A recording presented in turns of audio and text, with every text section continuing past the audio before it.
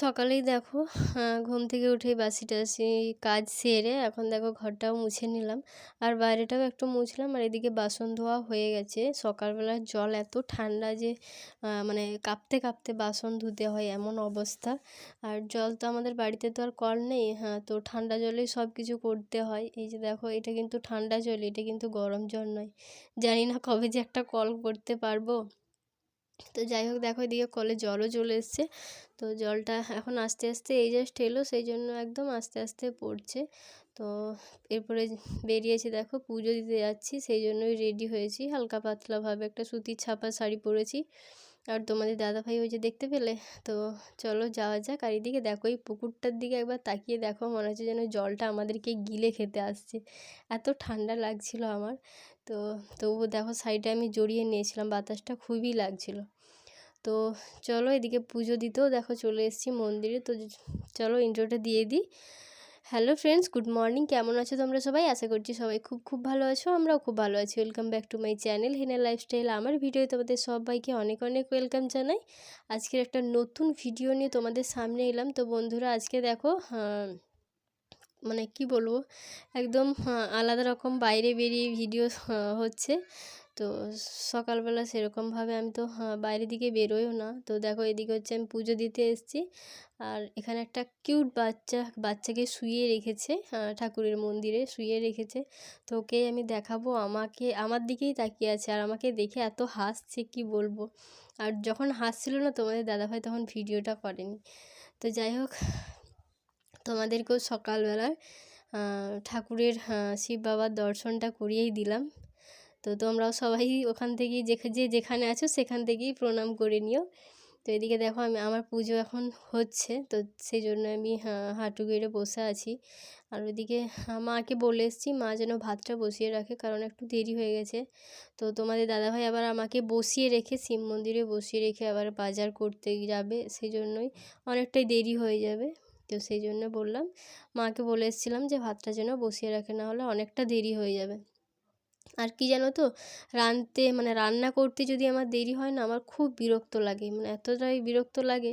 আর এদিকে দেখো আমার বোনঝি এগুলো ছবিগুলো ওর মেসোকে আঁকতে দিয়েছিল, ওর মেসোমশাইকে। তো ওইগুলো তোমাদের দাদাভাই এঁকে দিয়েছে, একটা ময়ূর, একটা হরিণ আর একটা মাছ। তো কেমন হয়েছে অবশ্যই কমেন্টে জানিও। আমি বাপের বাড়ি একবার এসেছিলাম পুজো দিতে গিয়েই।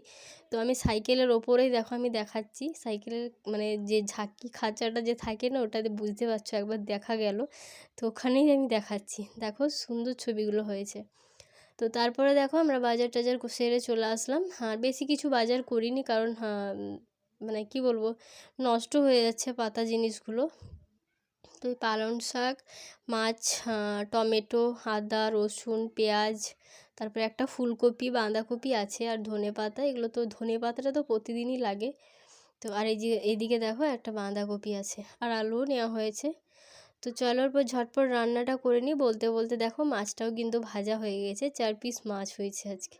আজকে মাছের এত দাম, মানে কি বলবো। তো আমি কম করেই মাছটা নিলাম, কারণ বাসি মাছ আমাদের কেউ খেতে চায় না বাড়িতে।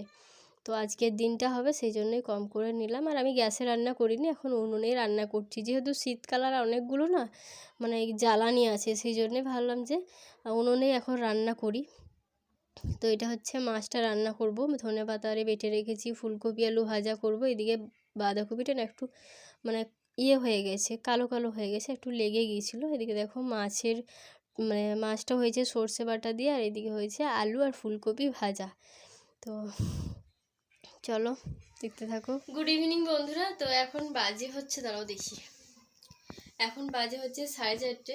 তো এখন হচ্ছে যাচ্ছি, আমাদের গোষ্ঠীর একটা মিটিং আছে, তো সেই মিটিংয়ে যাচ্ছি। আর দেখো একটু হালকা পাতলাভাবে রেডি হলাম, শাড়িটা এখনো পিন করা হয়নি।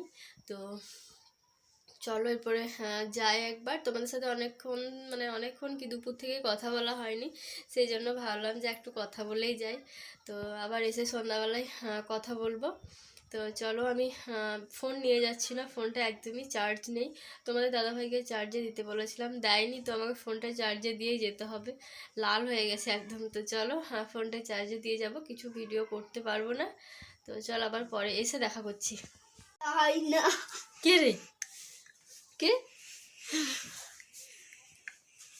কে এটা, এদিকে বললাম ভাই ওটা ভাই হুম। তো বাচ্চাটা বাড়ি চলে গেল, ও একটা বন্ধু হয়, তোমরা আগে একবার ভিডিওতে দেখেছো। তো আর এখন আজকে চা খাইনি, জানো তো ভালো লাগছে না চাটা করতে, শরীরটা এত খারাপ লাগছে না।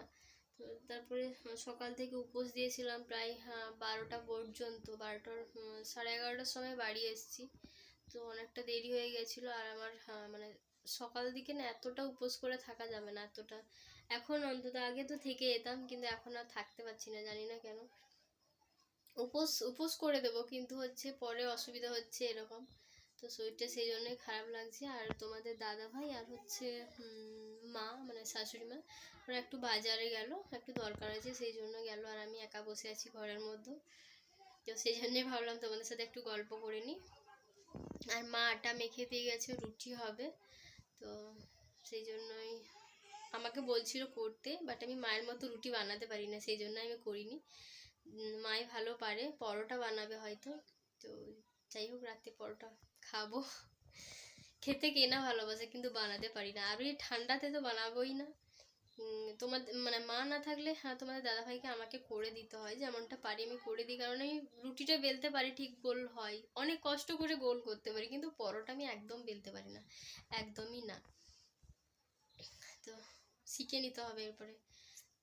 মা কোনোদিন জোরও করেনি যে শিখতেই হবে, কিন্তু শিখে নিতে হবে, এটা আমার মানে কি বলবো, আমার কাজ, আমাকে শিখতেই হবে, যখন মা থাকবে না তখন তো আমাকে করে দিতে হবে, তাই না? আর এই যে এইদিকে দেখো কতগুলো জামা কাপড় ঝুলছে, আর এই যে দেখো এইখানে কতগুলো আছে, এগুলো সব গোছাতে হবে। আমার তো মানে ভালোই লাগছে না, কালকে গোছাবো, থাক। আরও কতগুলো আছে, কেচেছিলাম আজকে সকালবেলায়, কেচে দিয়েছিলাম, তোমাদেরকে দেখাতেও পারিনি, ভুলেই গেছি আমি। তো বাইরে কতগুলো শুকাচ্ছে সোয়েটারগুলো, কারণ ওগুলো শুকায়নি, সেই জন্য ওগুলো শুকাচ্ছে। আর জানোই তো শীতকালে রোদের কত জোর, মানে একদমই জোরই নেই। আমার ভিডিও করতে এত বিরক্ত লাগে না, মানে কি বলবো, মানে নিজের মানে ভিডিও করার জন্য বিরক্ত লাগে না, আমি ভিডিও যাই ফোনটা নিয়ে বসবো, তা এদিক থেকে কেউ কথা বলবে, ওইদিকে কেউ হোম থিয়েটার বাজাবে, ওইদিকে কেউ বক্স বাজাবে, এরকম আমরা হয় আমার সাথে। আমি যে অনেক রাগ নিয়ে যে ভিডিওটা বানাচ্ছি, মানে কি বলবো। তোমাদের দাদাভাইও একবার করে তোমাদের দাদাভাইয়ের ওপর রাগটা আমি দেখাই, ওই রাগটা মানে যখনই আমি ফোনটা খুলে বসবো, তখন এদিকে কেউ কথা বলছে, এদিকে কারো ঝগড়া হচ্ছে, এদিকে কেউ বক্স বাজাচ্ছে, এদিকে কেউ হোম থিয়েটার বাজাচ্ছে, মানে জানা তাই কেউ এদিকে ফোন বাজাচ্ছে। মানে সত্যি, আরও তো সময় আছে, বাজাক না, আমি যখনই ফোনটা খুলে বসি তখনই ওরকম করে। তো জানি না কার কার সাথে এরকম হয়, অবশ্যই বলবে কমেন্ট করে, আমার সাথে এটা প্রায় হয়, প্রায়। আমি ভিডিও করতে করতে মাঝে মাঝে অফ করে দিই, যদি গান চালাই বা গান বাজে আমি বন্ধ করে দিই সঙ্গে সঙ্গে। তো চলো বন্ধুরা, আজকে আর ভিডিওটা বড় করছি না, আজকে আর কিছু দেখানোর মতো নেই, মা রুটি বানাবে, রুটি খাবো, ব্যাস, আর কিছু দেখানোর মতো নেই।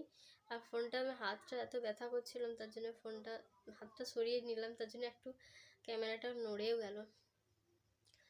তো যাই হোক, চলো আজকের মতো ভিডিওটা আমি এখানে শেষ করব। যদি ভিডিওটা ভালো লেগে থাকে, like comment share and subscribe করে দেবে। আজকের মতো টাটা সবাইকে, কাল আবার একটা নতুন ভিডিও নিয়ে তোমাদের সামনে চলে আসবো, ততক্ষণে সবাই ভালো থেকো, সুস্থ থেকো। টাটা সবাইকে, গুড নাইট। গুড নাইট বলবো না এখন, এই তো সবে কটা বাজে দাঁড়াও দেখি, এখন বাজে হচ্ছে 6টা, আমি এখন গুড নাইট বলছি, পাগল নাকি আমি?